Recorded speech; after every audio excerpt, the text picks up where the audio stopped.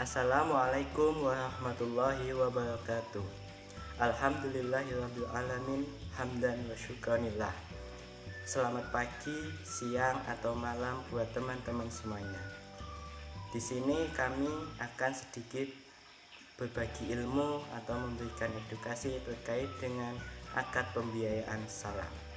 Seperti yang kita ketahui, di tengah-tengah masyarakat pada umumnya terkait dengan akad pembiayaan, maka lebih banyak familiar terkait akad pembiayaan adalah akad dengan menggunakan akad musyarakah, murabahah ataupun mudharabah.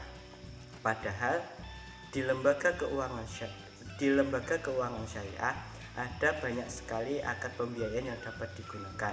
Akan tetapi di tengah-tengah masyarakat lebih familiar dengan akad musyarakah, murabahah ataupun mudharabah apabila ingin mengajukan pembiayaan pada bank syariah.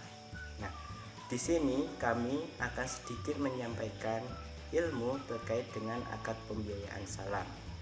Langsung saja kita masuk pada materi terkait dengan akad pembiayaan salam.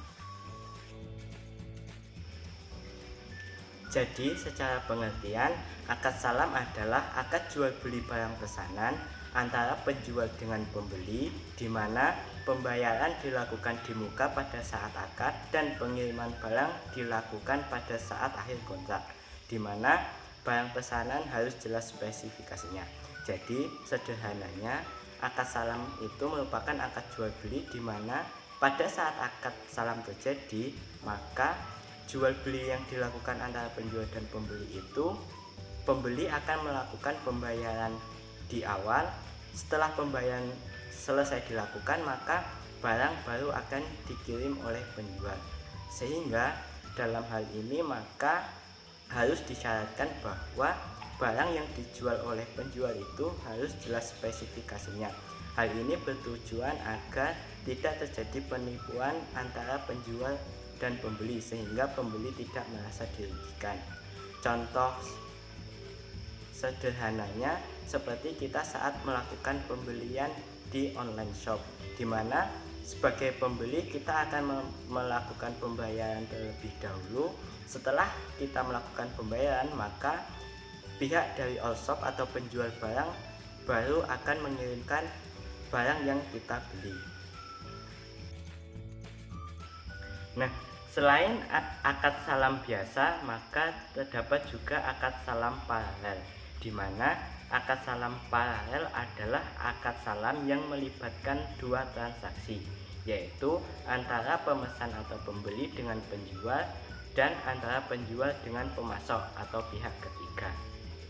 Sederhananya, akad salam paralel yaitu akad salam yang di dalamnya itu ada dua transaksi kegiatan jual beli. Yang transaksi pertama adalah transaksi antara pembeli dengan penjual, kemudian transaksi jual beli yang kedua adalah antara penjual dengan pemasok atau dengan pihak ketiga.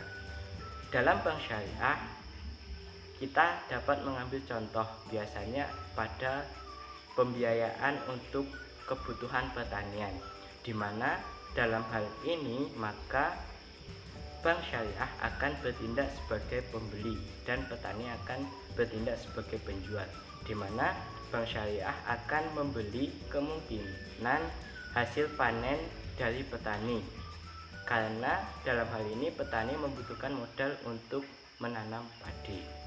Setelah masa panen datang, maka hasil panen akan dijual kepada bank syariah. Tentunya di awal akad telah disepakati spesifikasi padi yang nantinya akan dijual kepada bank syariah.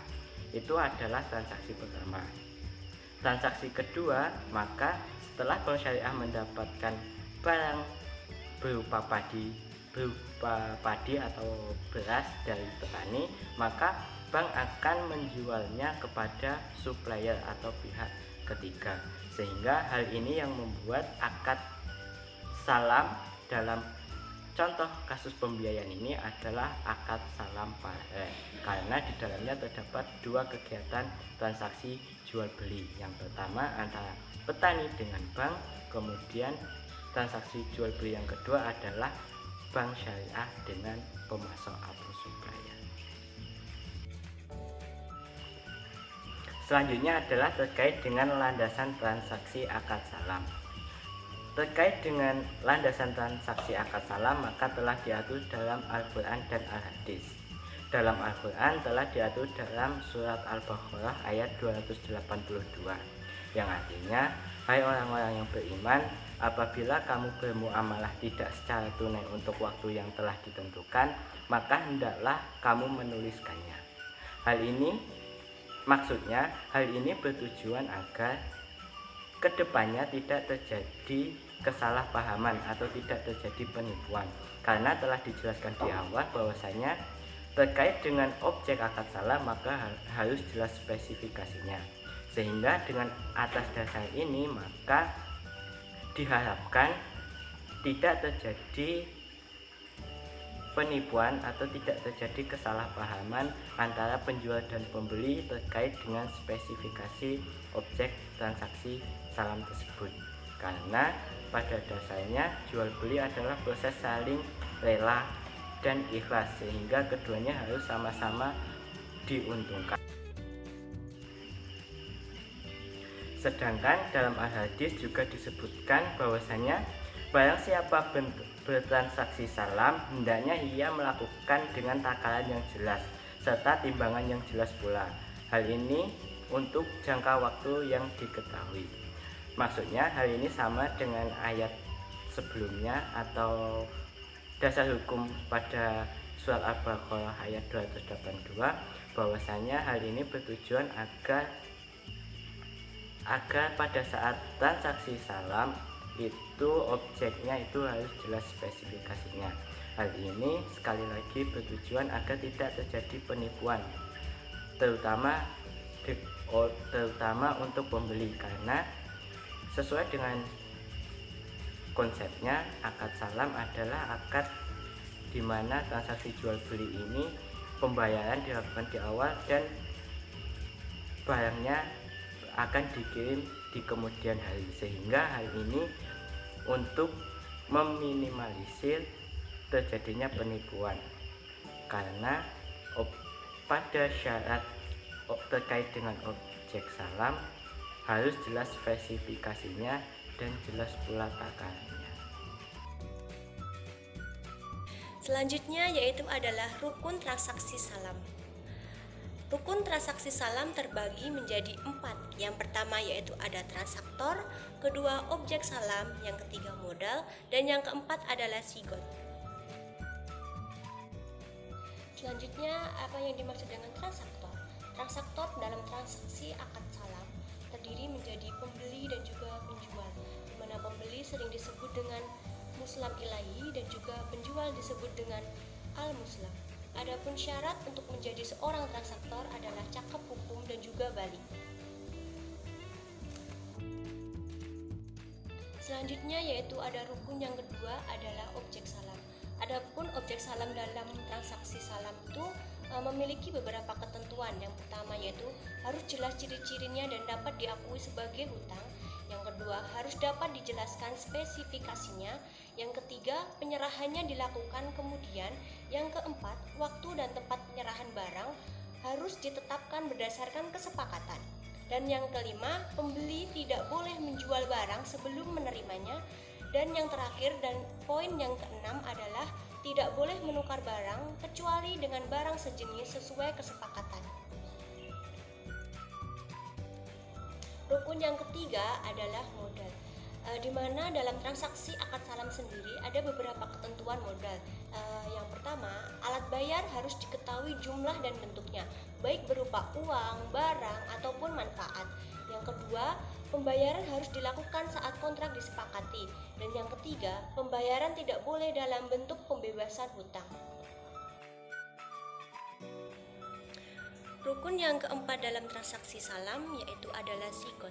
Zigot merupakan pernyataan atau ekspresi saling ridho atau ikhlas di antara kedua belah pihak transaktor yang dilakukan secara verbal, tertulis, ataupun dengan cara-cara modern yang dibenarkan oleh syariah. Selanjutnya mengenai skema transaksi salam, di mana pembeli akan datang kepada penjual untuk melakukan pemesanan barang sesuai dengan kriteria tertentu. Lalu pembeli dan penjual melakukan negosiasi dan penandatanganan akad. Setelah penandatanganan akad selesai, maka pembeli akan melakukan pembayaran di muka kepada penjual. Lalu saat barang pesanan tersedia, maka penjual akan mengirimkan barang tersebut kepada pembeli. Selanjutnya, skema transaksi salam paralel, di mana akad salam paralel ini dapat dilakukan apabila akad kedua tidak bersinggungan langsung kepada akad pertama. Bank akan bertemu dengan penjual untuk melakukan pemesanan barang dan negosiasi serta penandatanganan akad. Setelah penandatanganan akad tersebut selesai, maka bank akan memberikan pembayaran kepada penjual. Setelah itu, bank akan bertemu dengan pembeli untuk melakukan negosiasi dan penandatanganan akad salam paralel. Setelah penandatanganan akad salam paralel tersebut dilakukan, maka pembeli akan melakukan pembayaran kepada bank. Setelah itu, penjual akan mengirimkan dokumen kepada bank untuk memberitahukan bahwa barang tersebut sudah tersedia. Setelah bank mendapatkan dokumen tersebut, bank akan memberikan amanat kepada penjual untuk melakukan pengiriman barang tersebut secara langsung kepada pembeli. Ini saya akan menjelaskan mengenai ilustrasi pembiayaan akad salam. Petani mangga harum manis membutuhkan tambahan dana untuk keperluannya dalam mensukseskan panen anggota-anggota koperasinya untuk tahun depan, sehingga petani tersebut mendatangi bank syariah dengan tujuan untuk mendapatkan tambahan dana modal tersebut. Tersebut selesai, bank syariah menjual kembali mangga harum manis kepada pemborong dengan harga Rp55.000 per kilogramnya, sehingga pemborong memberikan uang sejumlah 550 juta kepada bank syariah. Setelah 1 tahun berlalu, koperasi petani mangga buah harum manis mengirimkan buah mangga kepada bank syariah. Kemudian bank syariah mengirimkan buah tersebut kepada pemborong dengan jumlah dan kualitas sesuai pesanan.